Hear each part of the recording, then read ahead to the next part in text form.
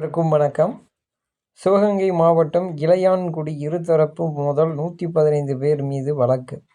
சிவகங்கை இளமனூரில் சமூக தலைவர்களின் பேனர் வைத்தது தொடர்பாக இருதரப்பு இடையே ஏற்பட்ட மோதல் சம்பவத்தில் 115 பேர் மீது வன்கொடுமை தடுப்பு சட்டத்தின் கீழ் வழக்கு.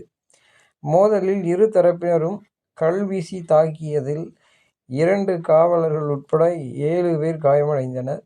சம்பவம் தொடர்பாக ஒரு தரப்பு அளித்த புகாரில் மற்றொரு தரப்பை சேர்ந்த 115 பேர் மீது வழக்கு. இந்த சாதிய மோதல் வருவதற்கு காரணமே அரசாங்கம்தான். சாதி சார்ந்த அந்த பேனர்கள் தமிழ்நாட்டின் முழுவதும் பல பகுதிகளில் இன்னும் வைக்கப்பட்டு கொண்டு தான் இருக்கின்றது. உரிய காவல்துறை அனுமதி பெறாமல் வைக்கப்பட்டுள்ளது பல இடங்கள்ல. சரிங்களா? தமிழ்நாடு முழுவதும் இருக்கக்கூடிய அனைத்து சாதி சார்ந்த பதாகைகள் அனைத்தையுமே முதல்ல அப்புறப்படுத்திடுங்க. இதுவே ஜாதி கலவரத்தை தடுப்பதற்கு முதல் வழி. நன்றி.